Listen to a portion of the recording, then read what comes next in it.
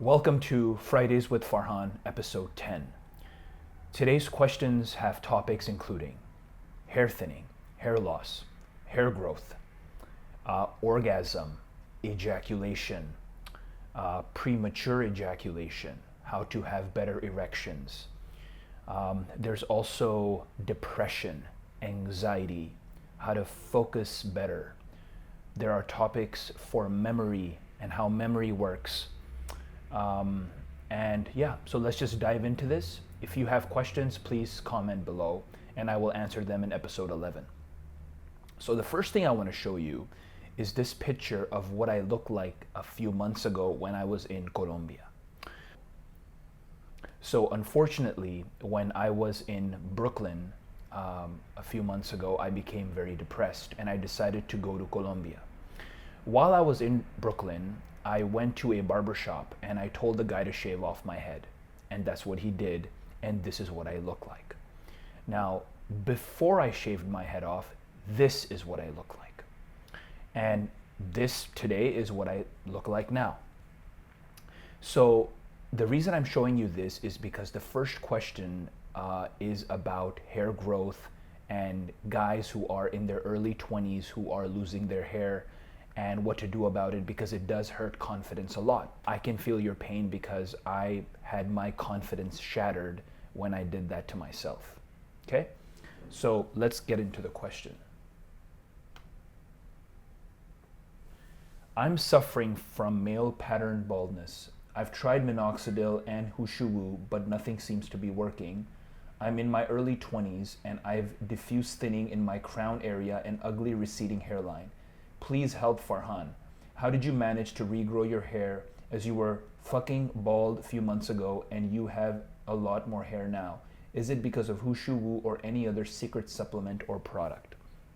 So to answer your question, there is no secret supplement or product. It is all natural lifestyle improvement. So when I came to Toronto from Colombia, I decided to become a vegan. And I have been on a strict plant-based whole foods diet for the last 5 months. Actually, it will be a full 6 months the first week of January, because I started in the first week of July. So the way I live my life, what are those topics, right? Diet. What do I eat? Exercise. How do I increase blood flow into my body, including my skull? Stress levels. How do I keep my stress levels down? And a lot of that has to do with the way I eat and the way I exercise. Sleep. What are my sleep timings? How do I sleep? How many hours a night do I sleep? The importance of sleeping. Intermittent fasting. Giving my body the ability to regenerate itself, for my cells to recover and my digestive system to reset before the next meal. And that is why I do my 16 to 18 hour fasts every day, and sometimes even my 48 and 72 hour fasts. So whatever my lifestyle has been over the last 5 months, you can see it on YouTube, you can see it on Instagram. If you're not following me on Instagram, it's at Doc Testosterone. All my stories are there, exactly what I do during the day. So my recommendation to you, bro, and this is anonymous, so I don't know your name, but thanks for the question. And my recommendation to you is stop looking for hacks. Stop looking for things like minoxidil or finasteride, because all of these will have negative side effects. I already made a video about minoxidil. If you haven't seen it, go look at it. It has everything you need to know about minoxidil. In the future, I'm going to make a video about finasteride or Propecia as well. Because a lot of us always try to look for hacks, and I've never really been that guy. I've always been the guy who does it the right way, sort of the slow way. Now, if you look at just a simple example of hair growth, right? I shaved my head off to see if I could grow my hair without hushuwu, without any other supplement, without anything at all. Any dietary or herb or spice, anything like that. And of course I do my spice shots, but that's not going to regrow my hair. I mean, maybe a little bit because of anti-inflammation, which is inflammation is of course a big part of hair loss, as you know. So that's what I would do, man. I would, if I were you, I would go the long route. Give yourself 6 months of following the exact diet that I follow. Give yourself 6 months, because hair growth is very slow, right? I mean, if you look from 5 months ago till now, this is how much hair I've grown, and it's pretty good, but it's still slow. And if you wait a few more months, I will be back to what I was before I became bald, right? And I did it voluntarily, as I said. So this would be my recommendation. Don't depend on supplements unless they are scientifically proven. And a lot of the stuff that we've taken in the past is not really scientifically proven. So nowadays I'm really doing my research on hair loss treatment supplements, testosterone boosters, anything that can promote our health and get rid of our inflammation. I'm really looking at the scientific literature and trying to figure out a supplement that I can take, that I can make myself and take to boost my testosterone even further. So that would be my recommendation. Now, you would ask, what is my diet? What is my exercise? What is my sleep? Well, all of that is in our comprehensive video course and audiobook and ebook known as RYM, R-Y-M, Reclaim Your Masculinity. That contains HD, very high quality videos. There's a meal prep, exactly how to prepare the food, exactly how to cook the food. There's also the exact form and technique to do the exercises that are there in the Reclaim Your Masculinity plan. There is a meat-based, meat, dairy, and egg-based diet if you don't want to be vegan.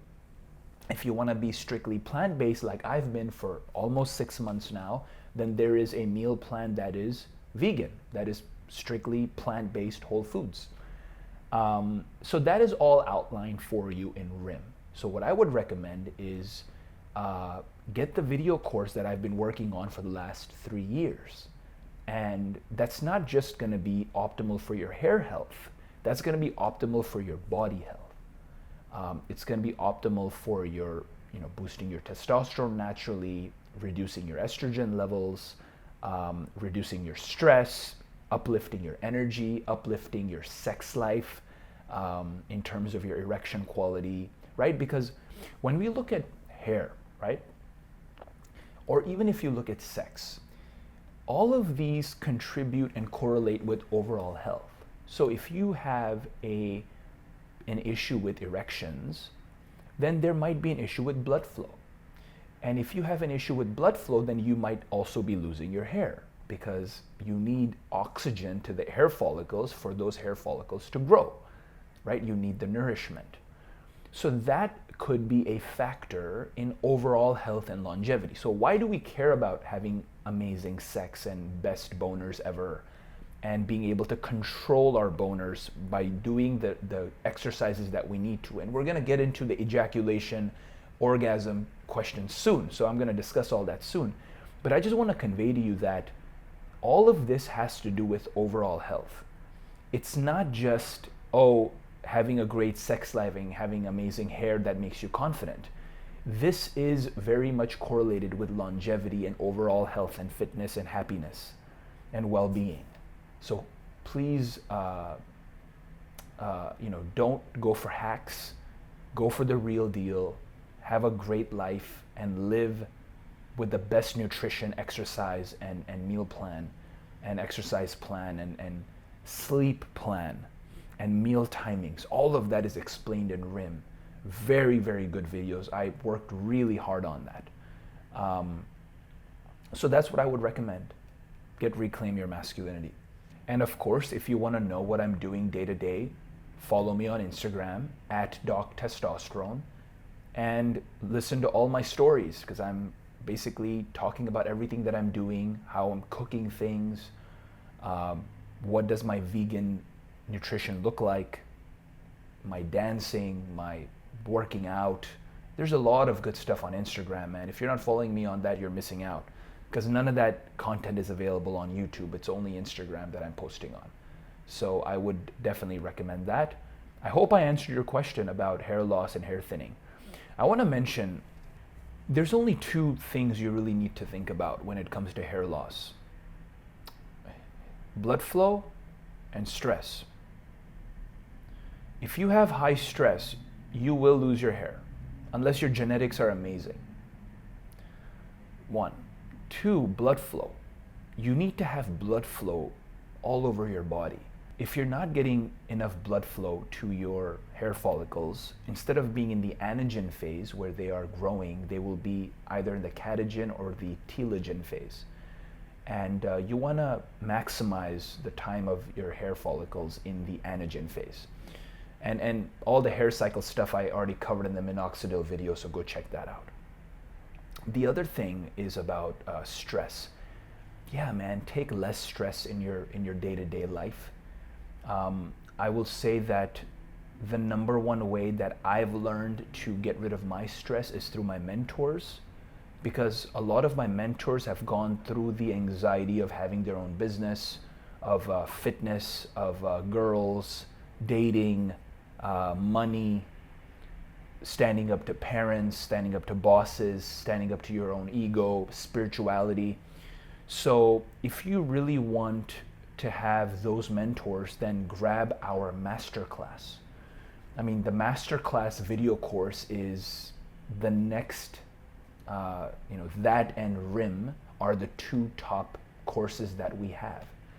So if you don't have the masterclass, that would be my recommendation for you in terms of reducing stress, because whenever I suffer from anxiety or depression, I call one of my mentors or I watch one of the videos that I've already made with them, because there's a lot of really, really good advice and recommendations and suggestions and really like practical life stuff in those videos, in that video course, the masterclass that we have.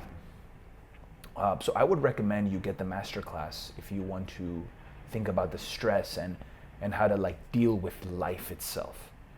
Because I don't have all the answers, but my mentors do.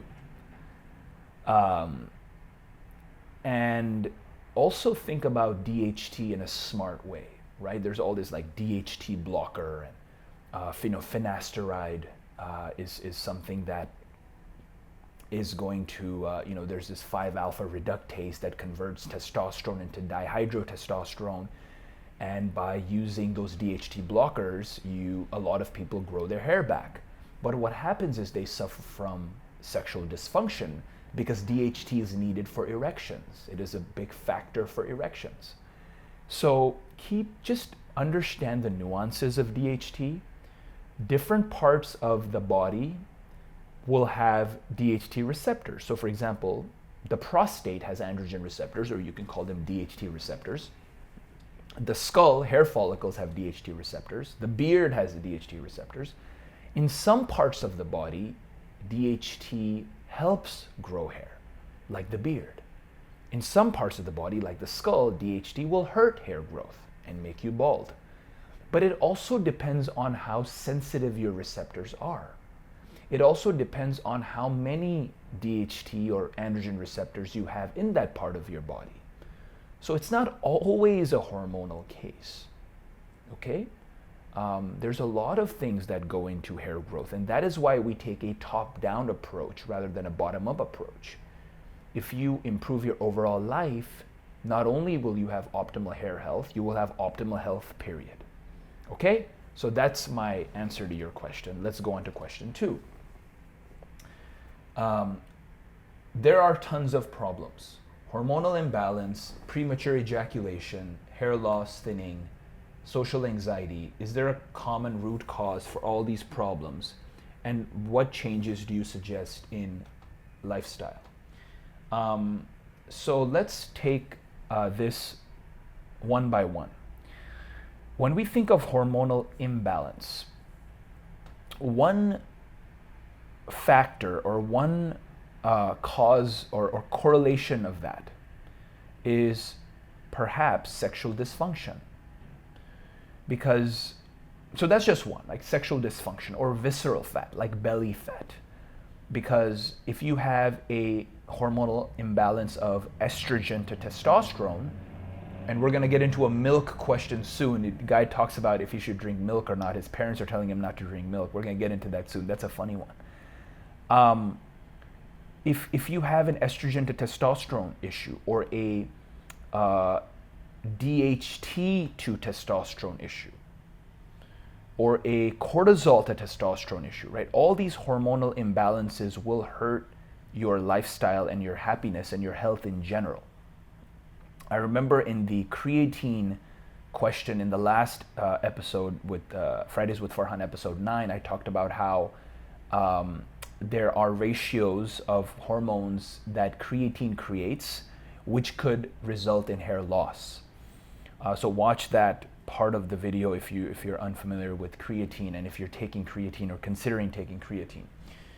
Now let's talk about premature ejaculation. I think this is a big issue. So let me show you a figure, and then we're going to talk about it.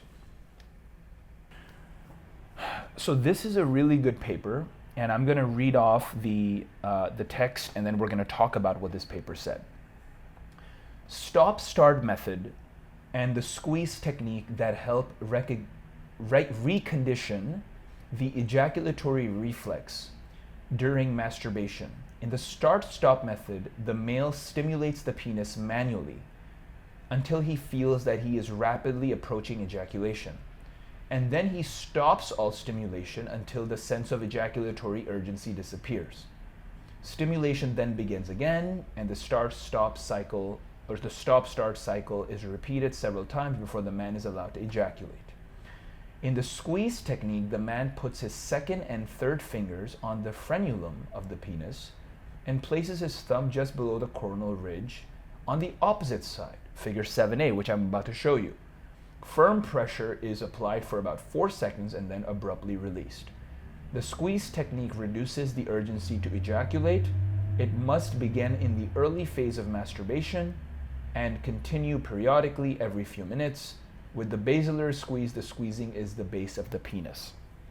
Now, any time we talk about premature ejaculation, there's tons of hormones involved. And again, this is your question about hormonal imbalance, so we're going to get into that soon. I'm going to show you charts which show all the hormones that are involved in premature ejaculation and orgasm and all these things. So here he talks about the start-stop method. So what do? You masturbate. You don't watch porn. You masturbate. Let's say you're hopefully on NoFap, and you masturbate for a while, and then you stop masturbating when you get the urgency to ejaculate. So you're training your brain. You're training those synapses. You're creating synaptic plasticity in your brain. Your brain is learning, regenerating, rewiring. And you are training yourself to desensitize to that penile stimulation through your fingers or whatever method you're using to stimulate your penis. And as you're doing that, you will stop when you get the urge. You let your penis become flaccid again, and then you start again. And you keep doing that. And you can use imagination. You can just use the tactile stimulation without any imagination, because your penis will get stimulated without any imagination, I would hope. If not, then there are issues with erection, and we're going to talk about that. And I've already made some videos about that. I'm going to make future videos. If you have questions about erection, please post below. So that's that. And then the squeeze technique is, let me show you a figure. So here you can, so A is when you are at the top of the penis, right? Where the most receptors are, the most sensory receptors are. That is what is the most sensitive part of the penis. So you can squeeze there. You can use your and then you can use these two fingers to be on one side of the penis and your thumb to be on the other side of the penis, and you can squeeze it for 4 seconds, as the paper says, and then let it go, and then wait a few minutes and do it again, and do that for 4 seconds. Or you can do it on the base of the penis, same technique. So try that. The third thing I would recommend for premature ejaculation and for erectile dysfunction is Kegel exercises. These things have worked for me. They're great. They've worked for a lot of our clients that have taken advantage of this. So how do you do it? A Kegel exercise is, let's say you're peeing and you stop peeing in the middle of your peeing. The muscles that you're using, those are PC muscles. They are located near the pelvic floor. They're perennial muscles, which is a better scientific term for that. In Kegel exercises, you're contracting and relaxing these muscles. And the recommendation from the literature is to do them 3 times a day, 60 reps per time that you do it. And you do that for 6 weeks, and your muscles will become strong enough to have better sex and better technique, better control of ejaculation.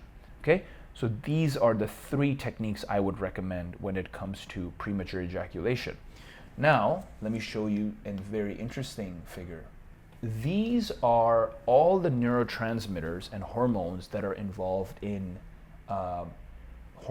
basically regulation of ejaculation, right? So you have dopamine, serotonin, nitric oxide, oxytocin, prolactin, thyroid, glucocorticoids, which is cortisol is one of those, estrogens and androgens, just like testosterone and DHT. So why do I show you that? You can look at all these later. I'm not going to go through every single line. You can look at this in your free time. But the reason I put this up is because it is not a simple thing to just hack your premature ejaculation or your erectile dysfunction.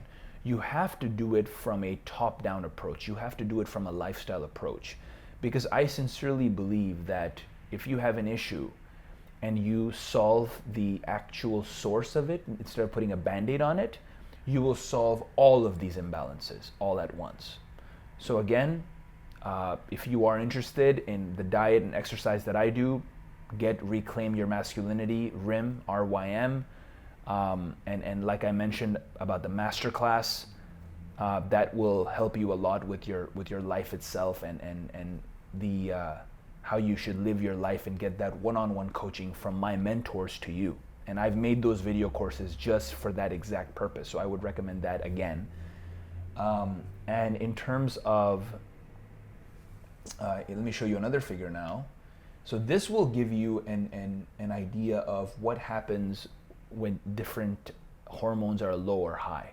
So here, let me show you how this figure works. So if you look at testosterone, if you have a low testosterone, which is the left side of this figure, you have a higher risk of delayed ejaculation, right? A lot of guys who watch porn, who only get off on some crazy scenes or fetishes, they won't be able to have an ejaculation with a normal girl. So that's delayed ejaculation. That's an issue. But the more prominent issue is premature ejaculation. And what they've seen is that high testosterone correlates with a higher risk of premature ejaculation. So what we want to do is we want to have high testosterone and have very good control down there of our muscles and not have premature ejaculation. So we want the best of both worlds, okay? So you can take a look at all this later. I've just made this for you.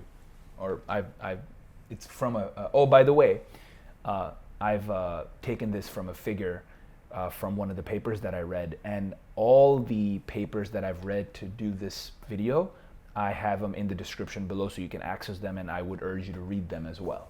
Don't just take my word for everything. So here's an interesting thing about how testosterone plays a role in all this. Before I read this, just wanted to say that the lighting got a little bit funny, so I moved the camera really close to my face, so that's why you see this different angle. That's how it's going to be for the rest of the video. Let me know if you like this better or worse than what it used to be. All me up in your face. In humans, testosterone acts on a peripheral level by regulating the expression and activity of nitric oxide, synthase, and type 5 phosphodiesterase PDE5. It is known that high levels of intrapenile nitric oxide act as a local neurotransmitter to facilitate the relaxation of intracavernosal tuberculae, thereby maximizing blood flow and penile engorgement. In addition, the NO-PDE5 system also affects the ejaculation process by regulating the contractility of the male genital tract. As a result, a low testosterone level may reduce the volume of ejaculate in hypogonadal patients, leading to a delayed ejaculation. Clinical studies have confirmed those pathophysiological aspects of testosterone, showing that hypogonadal men are usually prone to develop delayed ejaculation, whereas higher levels of testosterone are often correlated to premature ejaculation. So again, if you're not familiar with the pathway that is involved in getting an erection and maintaining an erection, let's review it real quick here. And I'm also going to tell you how Viagra works, so this will help you too. So NOS, nitric oxide synthase, is the enzyme that allows for nitric oxide to be formed or created. Nitric oxide being in your blood vessels and remaining in there is what maintains the erection. And there are other substances downstream of nitric oxide. So for example, cyclic GMP is something that is downstream of nitric oxide, which is also involved in maintaining the erection. And the phosphodiesterase 5, PDE5, that they just talked about here, that is what degrades or breaks down cyclic GMP. And Viagra inhibits that PDE5. Because if we break down cyclic GMP, the erection will be gone. And what Viagra does is it inhibits PDE5, doesn't let it break down cyclic GMP. So nitric oxide and cyclic GMP stay in the blood vessels longer, and thus you have a prolonged erection. So what we want to do is, again, naturally increase nitric oxide in our body. And there are chemicals inside of, for example, watermelon, pistachio, saffron, you know, that thing that goes into the Persian rice. And there are other foods too that are scientifically proven to increase nitric oxide in our blood. And these are the foods that we have to care about and eat and focus on. So again, I would recommend that you really think of it as a lifestyle issue, not a hack. Now, one thing they notice that you'll notice is that they keep saying that low testosterone is correlated with delayed ejaculation and high testosterone with premature ejaculation. Now, I personally have a lot of clients that I've coached one-on-one that are high testosterone, and their testosterone became high as they went on our programs and did one-on-one coaching with me. They don't have premature ejaculation. So again, I haven't done a scientific study on them, but there is some evidence here that premature ejaculation is correlated with high testosterone, but I would not believe that one bit, because I personally know a lot of high testosterone men who can control their ejaculation really well, and they have normal ejaculation. But I wanted to tell you that because even though this does go against what I believe, I wanted to be clear and tell you what the literature shows. Okay? And speaking of one-on-one coaching, I have recently created a book called The Masculine Mind: How to Overcome Addictions, Dysfunctions, and Obtain Ultimate Self-Confidence. That book is available to you as an audiobook format. It's called The Masculine Mind. So if you don't have that, you must get that. That is a very, very good book because it includes exact, practical, step-by-step approaches to overcome porn addiction, to overcome sexual and general anxiety, and have that core confidence that you need to go around the world with ease and just be happy with yourself. Okay? So make sure you keep go check that book out. It's a really good book. And it's only available in audiobook at the moment, and I'm sure there's some special bonus or something available. If you go in the description and click the links that are there, get subscribed to our email list, you will get all the instructions on how to obtain the masterclass, Reclaim Your Masculinity, which is RIM, The Masculine Mind, our 7 Hacks book, which is free, totally free, so you can click the description and the link in the description and get that book for free. Okay? So that's what I wanted to cover. Now let's go on to some more interesting stuff. So this is a really good paper because here they talk about how premature ejaculation has been sort of marketed as a disease, even though it's not a disease at all. And so this paper talks about a lot of cool things that you probably never heard of. So it's called Comprehensive Review of the Anatomy and Physiology of Male Ejaculation. Premature ejaculation is not a disease. And I really want to answer your question well, so I'm going into the literature deep here. The epidemiology of PE has not been firmly established, and the lack of robust epidemiological studies renders its true prevalence unknown. PE males felt that they did not satisfy their partners in terms of the partner's sexual satisfaction and frequency of orgasm, in comparison with non-PE males. Until a few decades ago, PE did not entail discomfort for males during vaginal intercourse because orgasm was not essential for female sexual satisfaction. Interesting.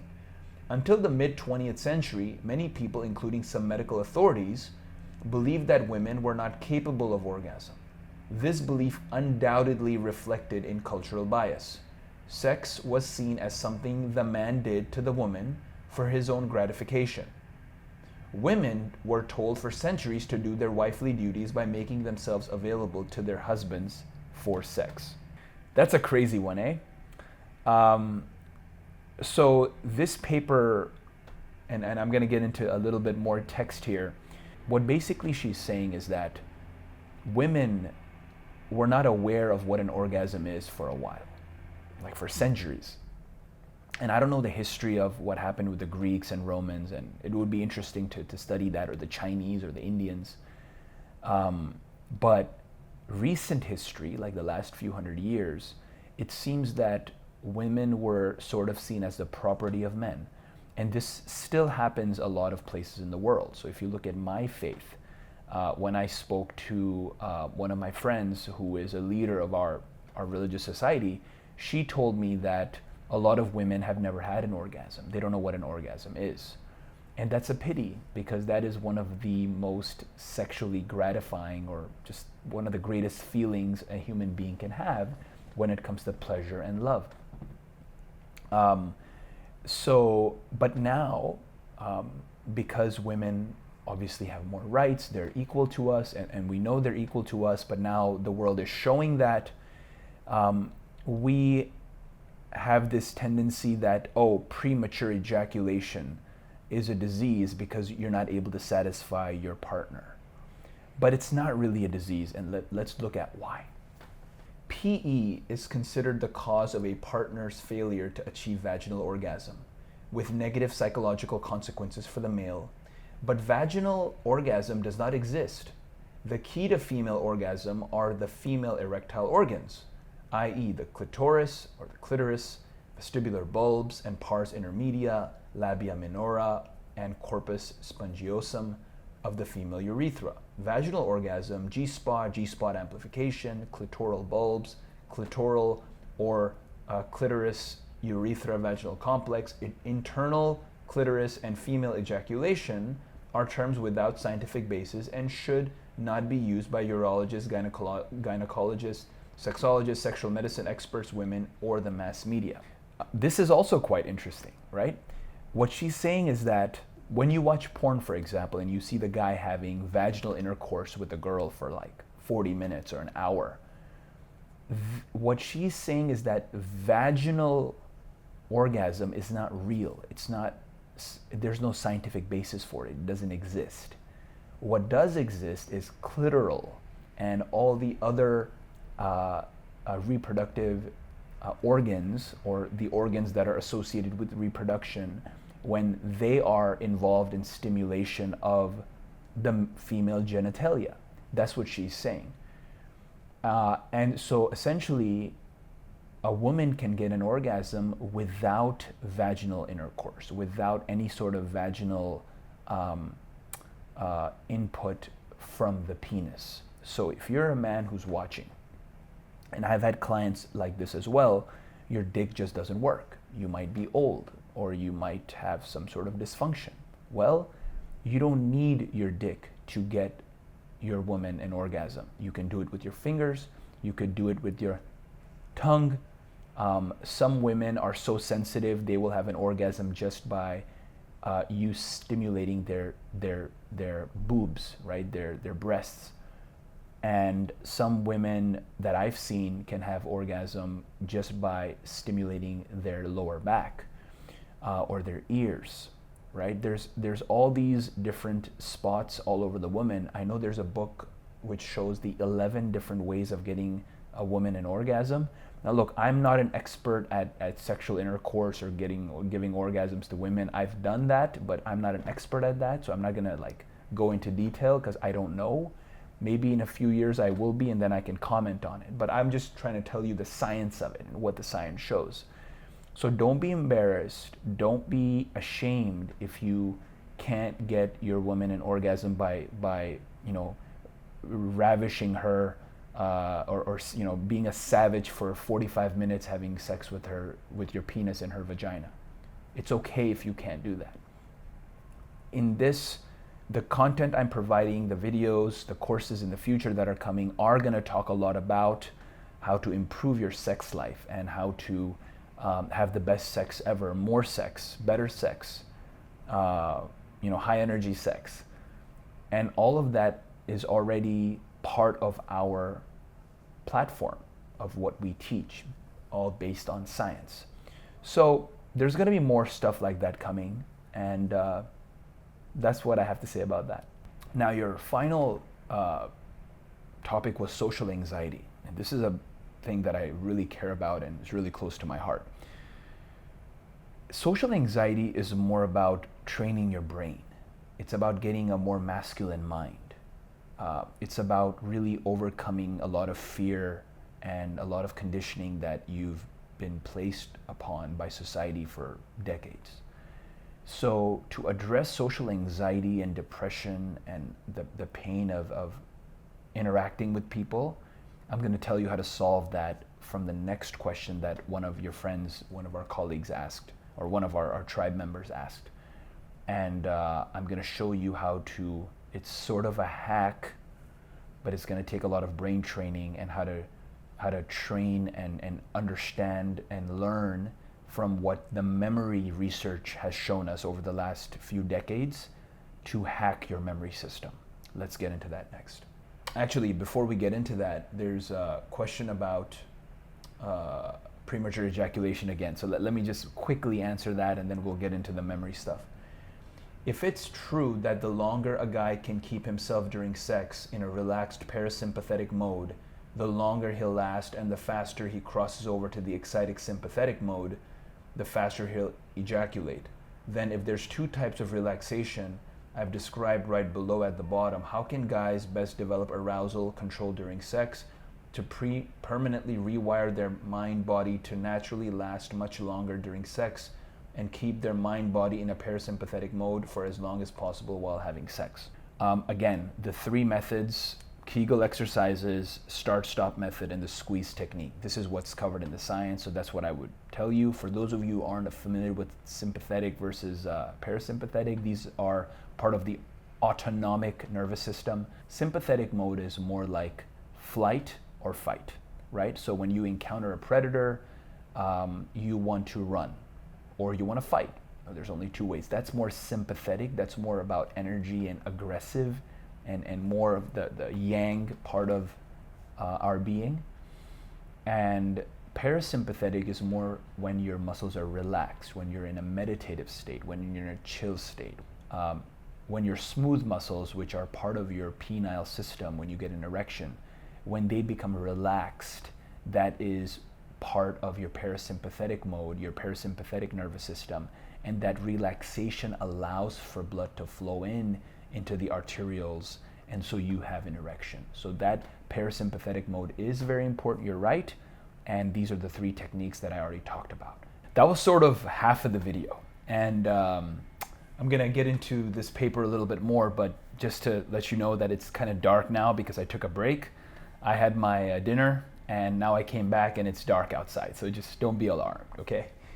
Now, I've already talked a little bit about the entire pathway from nitric oxide synthase, NOS, all the way to cyclic, so nitric oxide synthase, which produces nitric oxide, and then there is a downstream pathway which has cyclic GMP, and then phosphodiesterase 5, PDE5, breaks down cyclic GMP, and that's what is the target of Viagra, to make sure that nitric oxide and cyclic GMP stay in the blood vessels and continue the erection. So I've already talked a little bit about that, so I'm not going to go into too much detail. What I do want to talk about is this concept of delayed versus premature ejaculation. Delayed ejaculation happens a lot with people who watch porn. I've already mentioned this. And there is this aspect that delayed ejaculation is more associated with low testosterone and premature ejaculation is more associated with high testosterone. Now, from an anecdotal, logical perspective, you can imagine someone with very high testosterone is very aggressive, has a very high sex drive, and thus may ejaculate very fast. And I know Elliot Hulse talked a lot about this in his videos in the past, just to mention that. So in terms of testosterone, what we want to do is have high testosterone levels and be able to control our premature ejaculation. Okay, and again, we just talked about this a little bit. Premature ejaculation is not really a disease. It's not something to be ashamed of. So I just want you to understand that and be very happy with your sexuality. And if you're not, then improve how comfortable you are with your sexuality. Okay? Okay, next question is how to get out of an unproductive, depressing phase of your life which keeps on sucking your energy while you're continuously planning to change your life but just can't seem to get it right, and instead of getting a series of successes, you get a fuck ton of failures which just paralyzes and you just keep on depreciating yourself. Or I think maybe he means deprecating yourself. Very good question. To answer this, I will dig deep into the memory literature of fear. So there's concepts like, where does fear memory exist in the brain? It's a part called the amygdala. And the reason we're going to get into the neuroscience of all this is because I want to give you techniques which scientists have uncovered in order to get rid of your fears. Because if you have a lot of social anxiety, you have depression, you have unhappiness, then it may be a result of conditioning that society has placed upon you, or some bad habits and addictions that you have been accustomed to and have a habit of doing every day or every hour or even every minute. So we will get into the memory literature and talk about the recent discoveries that have been made in the last 20 years to understand how that science can help us in our day-to-day practical life. So let's look at this figure first. So the reason I'm showing you this is because these are the types of experiments the scientists do to understand how memory of fear works in the amygdala, which is the part of the brain that is in charge of this fear memory activity. Now, there are other parts associated with this, like the hippocampus, the prefrontal cortex, but we're going to talk about the amygdala specifically in these papers. Now, what is the point of this fear? What they're trying to do is figure out whether different types of memory are affected when a person is faced with immense fear and anxiety and unhappiness and discomfort, right? So if you can imagine this mouse is in a cage by himself or herself and this cat comes along, of course this mouse is going to get scared. And what they're trying to see is whether the working memory and other types of memory is affected in this mouse. And the reason they're doing that is to prove or show evidence that fear actually has a negative impact on your current memory situation. Now, what have they found out? Now here you see a bar graph where on the left side is memory errors, right? The y-axis is memory errors, is how much errors is this mouse making when it comes to different types of memory. So what they looked at is working memory, which is WM. Working memory is memory as we move through life, memory in the moment, like remembering someone's phone number, remembering someone's name, remembering where you're going. This is all working memory. It's happening. It's short-term memory. I'm not going to get into details. There's a lot of arguments about exactly what working memory is. Next is reference memory, cat, and working memory, cat, right? So when the the mouse is home, just in the cage, that is the working memory. It's about 0.5. The reference memory is around, between 0.5 and 1. This is how many errors it makes. But when you look at working memory when faced with this fearful stimulus of a cat, it is significantly more errors in working memory of the mouse when he is faced with a cat. Now, why? Because when we are faced with fears, this is a speculation that I'm making, this is a hypothesis I'm making from this paper. When we are faced with fear, the current memory that we are experiencing, which is the working memory, is flawed. There are aspects of it that are not perfect. We make errors in our working memory, in our judgment, in what happened in that situation, because our mood is of fear and being scared. Let's look at the next figure. Now, this is also very interesting. Here, the y-axis is the percentage change in synaptic plasticity. Synaptic plasticity is the strength of the connection between synapses. So when synaptic plasticity increases, you are learning, you are wiring, you are rewiring the brain, and these synaptic connections become stronger and stronger, and the ability of one neuron's activity to allow the next neuron to fire becomes more efficient. It's called synaptic efficacy. It becomes greater. Now you see that between home and chamber, the percentage change is about, between 60 and 75%. But when it is faced with the cat, the percentage change is way less. Okay, so again, you notice that memory is very, very greatly affected when the mouse is faced with this fearful stimulus.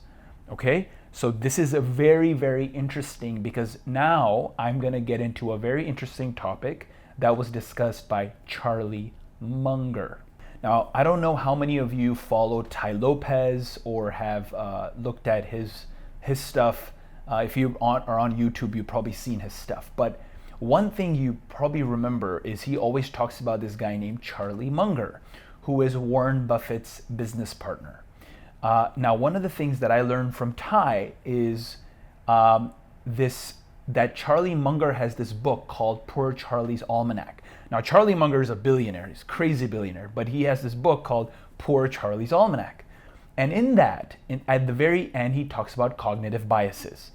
And one of those little sections talks about Ivan Pavlov. And he talks about these experiments that Pavlov did. Now, before I get into that, let me tell you why I'm telling you this. Because there's a certain part of the experiment, certain analysis, certain result that the experiment gave him, which pertains to all the studies we're talking about, and it will help you understand how to change your brain synapses to relearn, to unlearn all the conditioning and depression that has been placed on you, so you can start becoming happier and start unlearning all those bad habits and addictions. Okay, so there is a method to the madness. I'm going to get to it soon. Before I let me finish the story first. So Ivan Pavlov did these experiments where he took dogs and chickens and different animals, and he had them conditioned so whenever he would feed them something, they would drool, right? And as they were drooling, he would ring a bell. So every time he would bring food, they would drool, he would ring a bell no matter what. So these animals started associating the bell with the food. So eventually, after months of training, he would just ring the bell and the dog or the chicken would start drooling. Okay? So it took him months to train these animals to have this response. Okay. Now, what happened in Russia at the time, I think it was Leningrad or some part of Russia, where there was a big flood, and most of these animals they were in cages, these big cages in this institute, they were drowning.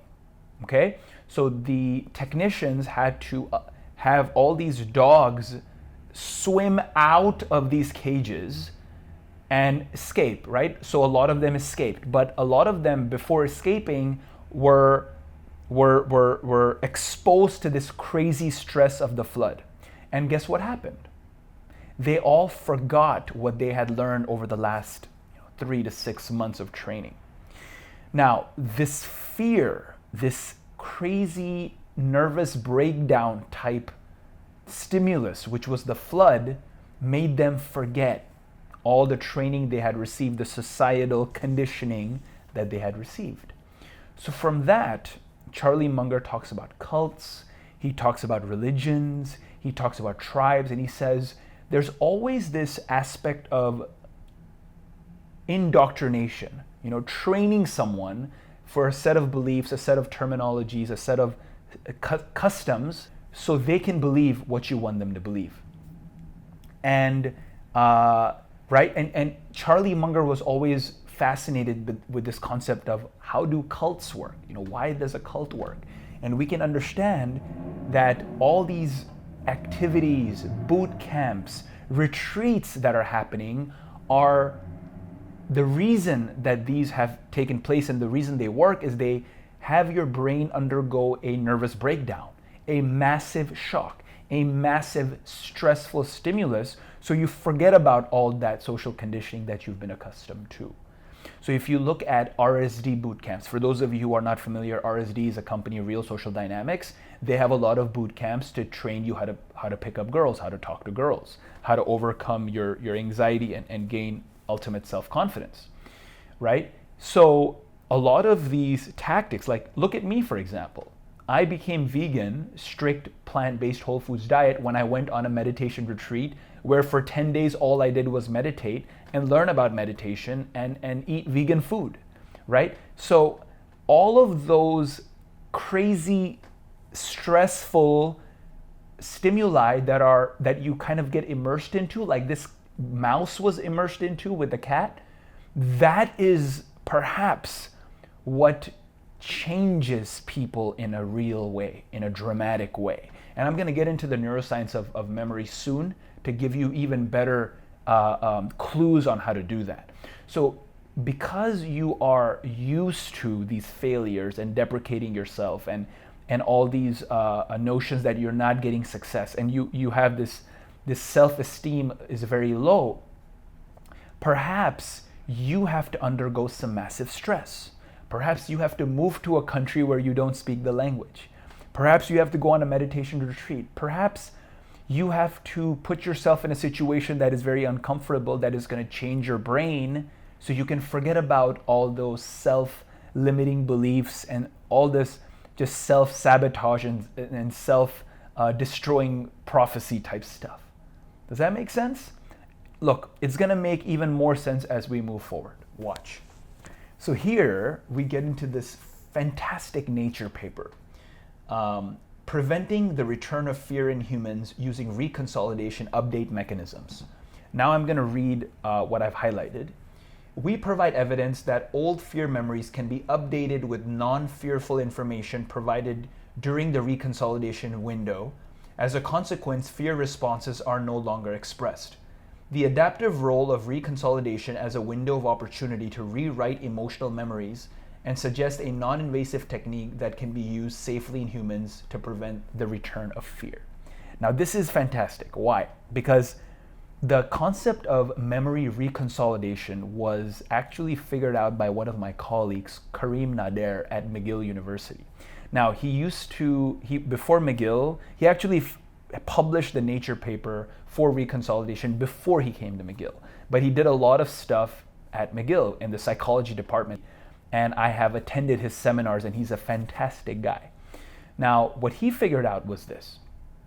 let's say, so first of all, what is reconsolidation, consolidation? What is all this mumbo jumbo? Now we're going to learn about the neuroscience of memory to help you with this. Now, the way memory works is when you listen to someone's name, or there's an event, or you learn a certain skill, there's different types of memory, right? One type of memory is called declarative memory. This is memories of facts and events and names and numbers. Then there is episodic memory or intrinsic memory, or memory that is more intuitive. That is sort of like riding a bike, driving a car, right? So there's different types of memory. Now what Kareem figured out is the old concept of memory consolidation had to be restructured, had to be rethought of. The old concept was this: there's something happens in my life. It triggers emotion. The amygdala is involved, the hippocampus is involved, the prefrontal cortex is involved. And obviously other areas are involved as well. And what happens is that memory, because of the emotional relevance, gets consolidated into long-term memory. So now the short-term memory is long-term memory, and in the future I can recall it. And there's a reference for it in my brain. And it starts off as being dependent on the hippocampus, and then later on it becomes hippocampal independent. So independent of the hippocampus.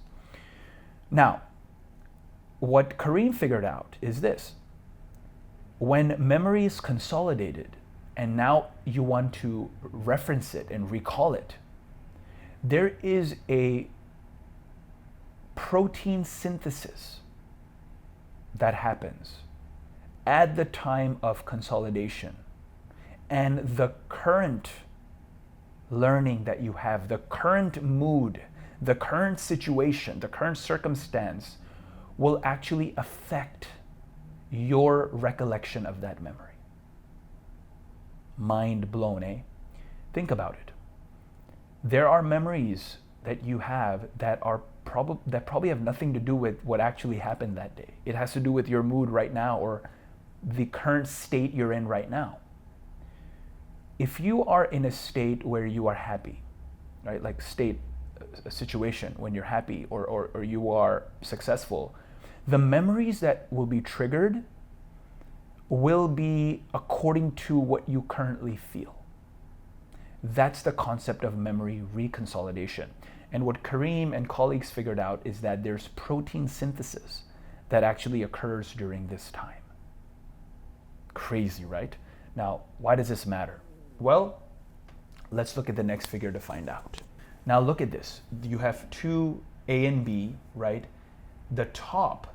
So before we get into this, let me tell you how they do these experiments. So imagine an animal, and the animal is scared of a shock that he receives, or some kind of negative aversive stimulus. And what they do is they associate that negative stimulus with a sound or a location in a maze. So the animal, let's say a rat in this case, hears the sound and gets shocked and doesn't like the shock.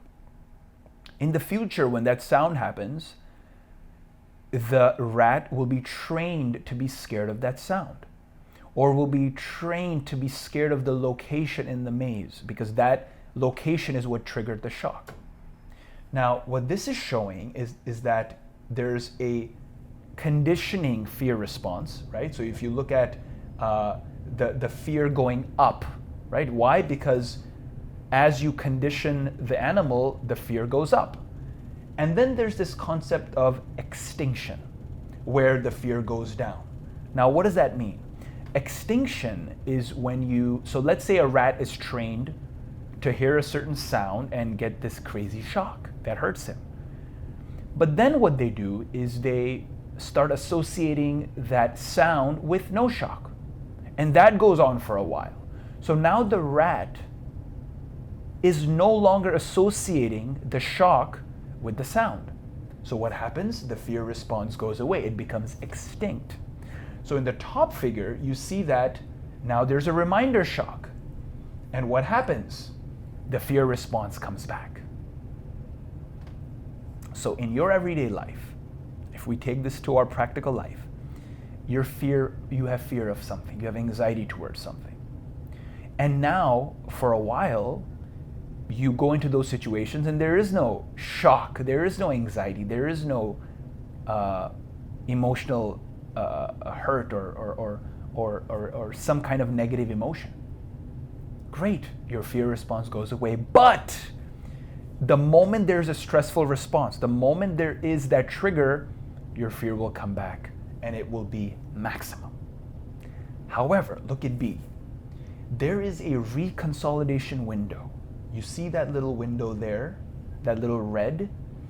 In that reconsolidation window, if we do the extinction training protocol within the reconsolidation window only, not after, then when they do a test of that shock, the fear is no longer there, the memory is actually erased.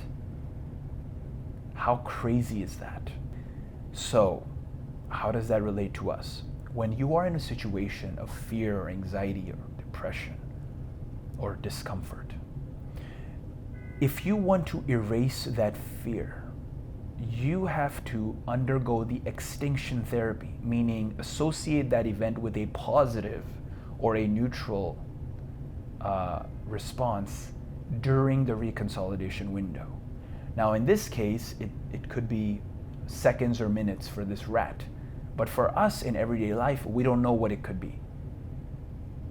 You have to test it. This is not something that is a situation like, you being scared to approach a girl, so there's a reconsolidation window. I know for those of you who have followed the dating community, Mystery had the 3-second rule. Maybe he was onto something. Maybe Mystery knows about all this research. The 3-second rule is basically Mystery saying that there is a reconsolidation window of 3 seconds where you must approach the girl if you want that fear to be extinct, that fear to be demolished. Maybe, maybe not. Again, mind blown, isn't it? Let's look at the next figure. By introducing new information during the reconsolidation period, it may be possible to permanently change the fear memory. In the present study, we provide evidence in humans that old fear memories can be updated with non-fearful information provided during the reconsolidation window. As a consequence, fear responses are no longer expressed. Furthermore, this effect is specific to the targeted fear memory and not others, and persists for at least a year. These findings demonstrate the adaptive role of reconsolidation as a window of opportunity to rewrite emotional memories, and suggest a non-invasive technique that can be used safely and flexibly in humans to prevent the return of fear. So it depends on the situation. Again, if you look at the girl situation, if you're in the metro and you have your fear extinct because now you're approaching girls in the metro, and you were really scared to do so in before, or in a coffee shop or in the mall, and you actually have that memory go away, that doesn't mean that if you're at a wedding or a party, that fear won't come back, because those situations, those environments may not be as general as you think. But one thing we can take into account is we must act fast. Whenever we're in a situation where we have been conditioned to be depressed or anxious in our everyday life, during that time, there is a very small window of opportunity. That's what we have to assume, no pun intended, a small window of opportunity, where we must act and really try to make that fear go extinct. Okay? Next, thus, extinction conducted within, but not outside the reconsolidation window, resulted in permanent attenuation of the fear memory. In humans, extinction performed within the reconsolidation interval also inhibited fear, whereas extinction training performed outside of the reconsolidation interval spared the memory and fear returned. Very simple, right? That's it. That's what I have to say for your question. I hope that answered it, man. If not, I apologize. Post again in the comments below and I'll do better next week. The next question is a really cool one. It has to do with parents and stuff. It's pretty sick.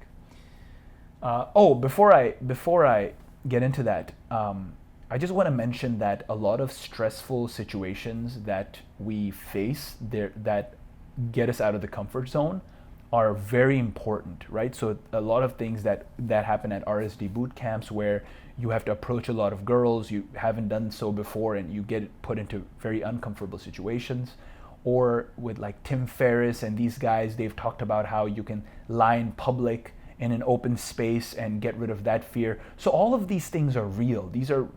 It seems like you're basically looking at a reconsolidation window and getting rid of fear, which is super cool. So next question, is drinking milk detrimental for health leading to diabetes and other disease? Robert Cohen claims that drinking milk increases estrogen. Do you agree? I've stopped drinking milk after reading and listening to Robert Cohen, and my parents are not happy about it. Please help. It's hilarious that you're fighting your parents about this. Let me just show you the data and shut everyone up. Exposure to exogenous estrogen through intake of commercial milk produced from pregnant cows. Conclusions. The present data on men and children indicate that estrogen and milk were absorbed and gonadotropin secretion were suppressed, followed by a decrease in testosterone secretion. Sexual maturation of prepubertal children could be affected by the ordinary intake of cow milk. So the way testosterone production works is in the hypothalamus, there's something known as GnRH, gonadotropin releasing hormone. That is what triggers luteinizing hormone, and then luteinizing hormone triggers testosterone for synthesis. So if, as we see, that this estrogen, as it's being absorbed, gonadotropin secretion was suppressed, and of course secretion of testosterone is suppressed because testosterone is happening downstream, you should be very concerned because our channel is, of course, a huge part of that is boosting testosterone naturally and becoming healthier and having a better diet and nutrition. But it's also about having great sexuality. And what is that? Sexuality has to do with confidence, has to do with you being happy with your body image. Now, what is the estrogen to testosterone ratio or having high estrogen in your body associated with? Man boobs, visceral fat, low sex drive, a lot of traits that are more feminine. So I don't think you want that, bro. And let me show you some more data. Toxicological and epidemiological studies have indicated that E2 could be categorized as a carcinogen. E2 as a carcinogen. Milk is considered to be a rich source of estrogens. Indeed, E2 concentration is higher in mammary drainage than in the peripheral circulation in high-yielding cows. Pregnant cows are under the control of relatively high levels of estrogen, and milk produced from pregnant cows contains correspondingly high concentrations of estrogens. I hope that answers your question. Let's keep going. In the present study in men, concentrations of serum E1 and progesterone increased after intake of cow's milk. Concentrations of serum LH, FSH, and testosterone significantly decreased 2 hours after intake. And the volume of urine excretion of E1, E2, and E3 significantly increased. These results suggest that estrogens in milk were absorbed and gonadotropin secretion was suppressed, followed by a decrease in testosterone secretion. The activation of a negative feedback mechanism due to exogenous estrogens in cow's milk indicates that men are affected by intake of commercial cow's milk. I stopped drinking milk about 6 months ago. I stopped all dairy 6 months ago, all meat 6 months ago, and all eggs 6 months ago. I am on a strict plant-based whole foods diet for almost 6 months now. And you know what? I got my testosterone checked recently. Guess what? Since I first started boosting testosterone, I have doubled my total testosterone, my free testosterone, and my bioavailable testosterone. And just in the last 5 months, very likely due to my diet, because that's the only thing that's changed, my total testosterone went up by almost 200 points. which is crazy. My testosterone is at the highest ranges now. And it used to be at the very lowest ranges. So I'm very happy with what I've done in my life for my blood work. And I'm gonna make all of my blood stuff available to the public, to all of you, so you can have access to everything. My cholesterol levels, my vitamin B12, magnesium, vitamin D, zinc, testosterone, all levels of testosterone over the last 3 years. I'm gonna show you everything. And in a future video, I'm gonna show you graphs of what's happened to cholesterol, to testosterone, and because I want you to do that for yourself too. Go get that shit checked. Go see what your testosterone levels are and follow my video courses, my masterclass, RIM, and double your testosterone and prove it to the world that our shit works. I've proven it for myself. We've proven it for a lot of our clients, thousands of people who've already used it, who've already gained massive benefit from it, from all the testimonials you see in the emails you receive. If you don't receive those emails, you subscribe to our list so you can get those emails, so you can read the testimonials.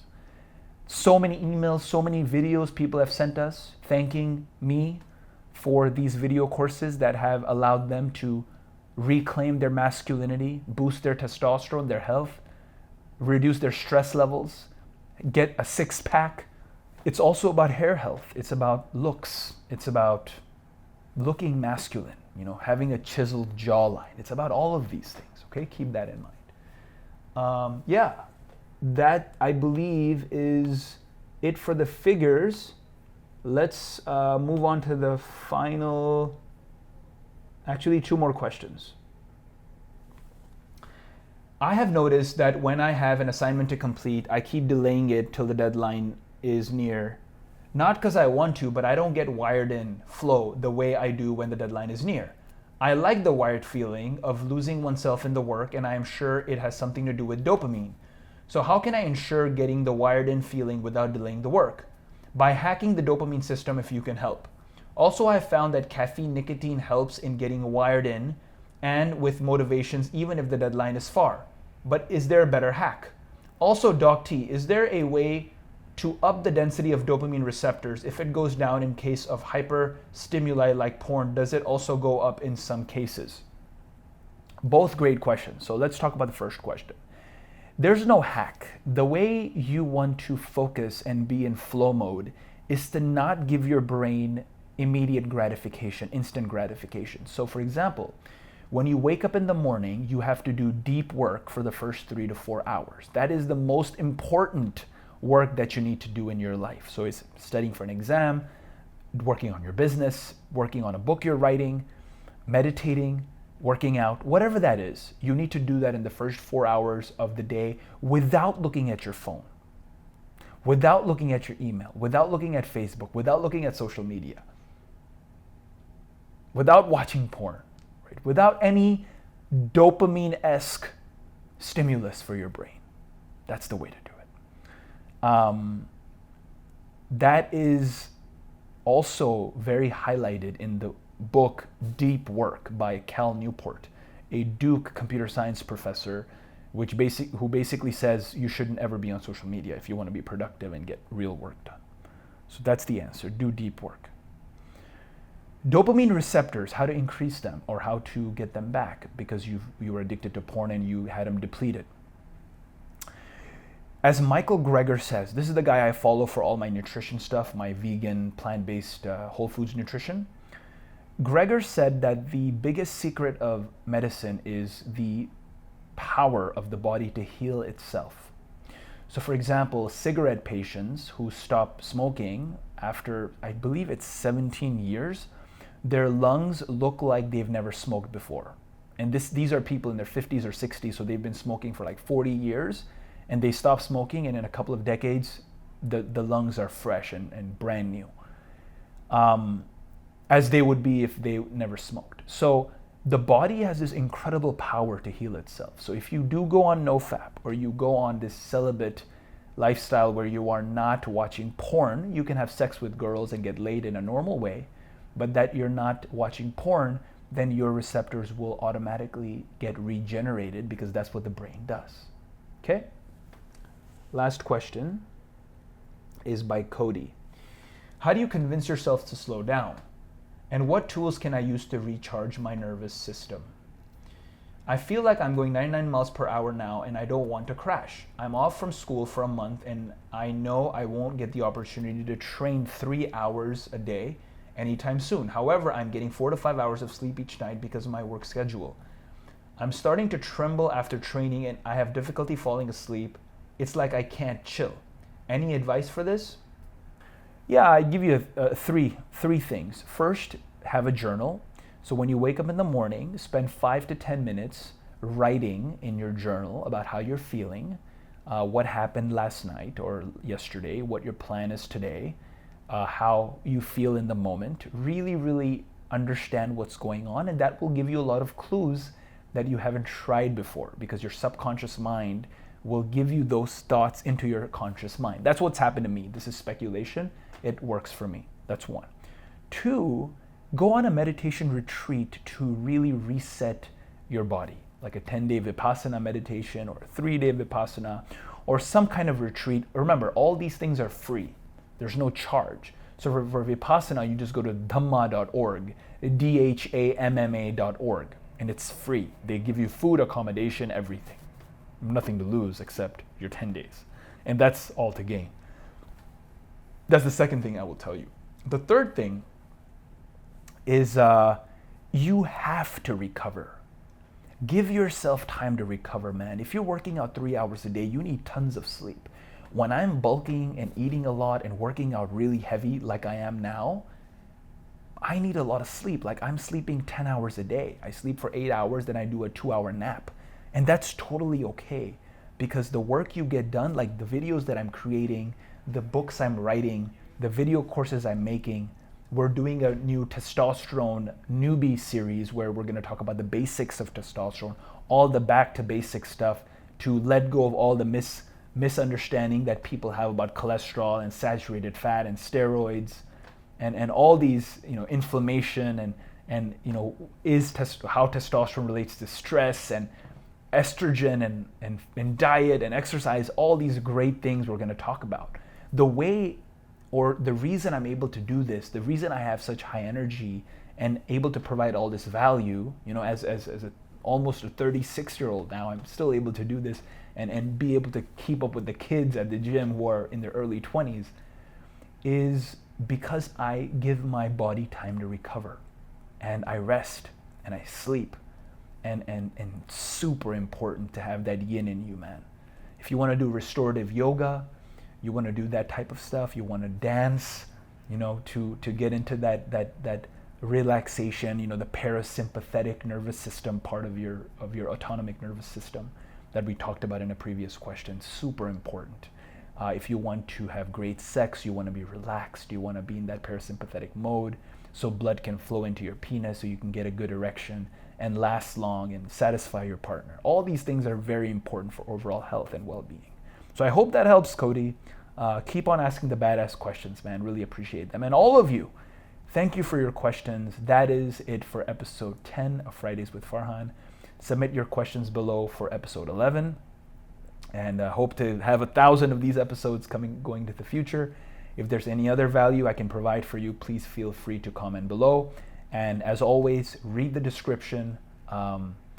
And it's very important that you click the links that are in those descriptions if you want to get free stuff, you want to get bonuses, you want to get our full video course of how to boost testosterone naturally and have the great sex life that you want, and gaining muscle, having the optimal hair health, having good skin, all of these great things that you want as a man or a woman. Feel free to access those video courses that we have available, our ebooks, our audiobooks. They're all available for you, as well as the masterclass to get you on the fast track to having an epic life, to learn from the mentors that I've learned from, fitness mentors, dating mentors. Everything's there in the masterclass. So I urge you to check those out and really, really take advantage of my life's work, my last 3 years of grind and hustle. I want you to climb the learning curve and really help your life and benefit you in a great way. So you can be the badass that you're born to be. All right? This is Farhan. Thanks very much for listening. I'm signing out from Toronto. See you soon.